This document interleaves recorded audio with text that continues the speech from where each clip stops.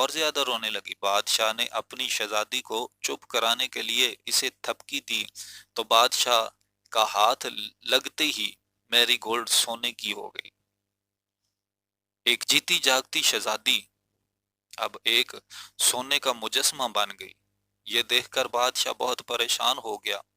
اس نے تمام حکیموں کو اپنے دربار میں بلایا تاکہ وہ شہزادی کا علاج کر سکیں، مگر اسے تو کوئی بیماری ہی نہیں تھی۔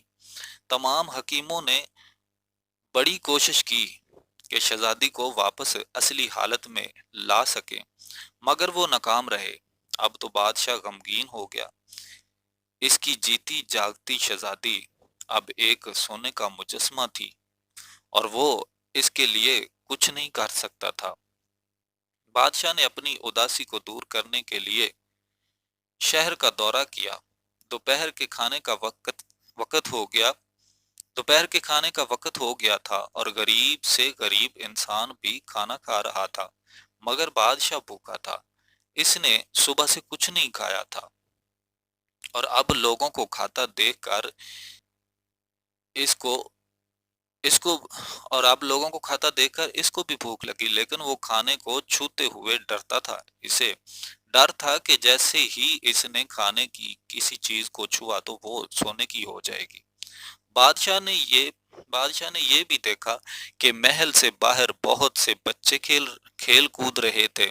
یہ دیکھ کر وہ اداس ہو گیا کہ اب اس کی بیٹی کبھی نہیں کھیل سکے گی۔ بادشاہ اس لمحے کو کوس رہا تھا کہ جب اس نے یہ خواہش کی تھی کہ اس کے چھونے سے ہر چیز سونے کی ہو جائے۔ اس نے کہا کاش میں یہ خواہش نہ کرتا تو آج مجھے یہ دن نہ دیکھنا پڑتا، شہزادی بھی ٹھیک ہوتی اور میں بھی پہلے کی طرح سکون اور آرام سے ہوتا۔ اس طرح پچھتاتا ہوا وہ محل واپس آ گیا۔ اچانک اس کے سامنے وہی پری آ گئی۔ پری نے بادشاہ سے پوچھا تم اداس کیوں ہو؟ بادشاہ کیا اب تم سب سے بڑے امیر بادشاہ نہیں ہو؟ بادشاہ نے کہا اچھی پری، اب میں سب سے امیر بادشاہ ہوں، لیکن اتنا سونا بھی مجھے خوش نہیں کر سکا۔ اچھی پری مہربانی کر کے میری مدد کریں۔ یہ سن کر پری جان گئی۔ کہو اب بادشاہ کبھی لالچ نہیں کرے گا۔ پری نے بادشاہ کو پانی سے بھرا ہوا پانی کا جگ دیا اور کہا اس جگ کا پانی ہر چیز پر چھڑک دو جس کو تم نے چھوا ہے۔ بادشاہ جگ لے کر پہلے باغ کی طرف بھاگا۔ جب اس نے پھولوں پر جگ کا پانی چھڑکا تو وہ پہلے کی طرح تازہ اور خوشبودار ہو گئے۔ یہ دیکھ کر بادشاہ بہت خوش ہوا۔ اس نے شہزادی کے پالتو جانوروں پر پانی چھڑک دیا، وہ بھی دوڑنے لگے۔ پھر وہ شہزادی کی طرف بھاگا اور شہزادی پر پانی چھڑکا تو میری گولڈ دوبارہ جیتی جاگتی انسان بن گئی۔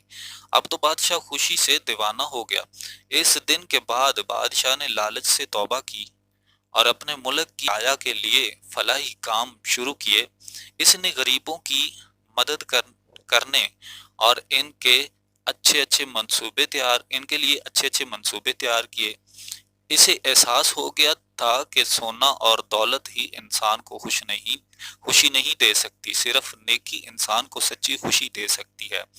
اب وہ غریبوں کا ہمدرد اور نیک شاہ بن گیا تھا، اس لیے اس کے ملک کے لوگ اس کو اب بہت پسند کرنے لگے اور خوشی خوشی اپنے ملک پر حکومت کرنے لگے۔